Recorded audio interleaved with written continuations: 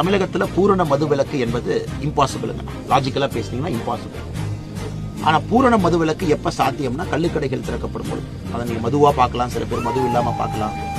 ஒரு phase wise eradication of IMF. இப்போ மதுங்கிறது என்னங்கன்னா, ஒரு பக்கம் இந்தியன் மேட் ஃபாரின் லிக்கர், ஒரு டிஸ்டிலரியில நம்ம ஒரு விஷயத்தை காய்ச்சி நல்லா டிஸ்டில் பண்ணி அதை கொடுக்குறோம்.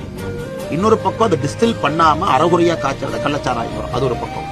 இன்னொரு பக்கம் இண்டஸ்ட்ரியல் லிக்கர், மெத்தனால் வந்துச்சுன்னா அதை கள்ளச்சாராயம் வரும். இன்னொரு பக்கம் கல் இருக்கு, அதை எல்லோருமே ரொம்ப ஆக்ரோஷமா சொல்றது, எந்த விதத்திலும் கூட அது ஆல்கஹால் இல்லை. நீங்க பாத்தீங்கன்னா எல்லாத்தையும் நாம ஆல்கஹால். இப்போ தமிழகத்தை பொறுத்தவரை இது போன்ற ஒரு மாநிலத்தில் கள்ளுக்கடைகளை கொண்டு வருவதற்கான நேரம் ஒன்று, நேரடியாக இயற்கையிலிருந்து வரக்கூடிய எல்லாம் பாருங்கன்னா மெத்தனால், பியூர் கெமிக்கல், கள்ளச்சாராயம், யாருமே அந்த காலத்து மாதிரி பட்டை கட்டி எல்லாம் போட்டுலாம் காட்டுறதுல பாதிக்கிறது. IMFL 100% இதெல்லாம் போய் உடலெல்லாம் பண்றது.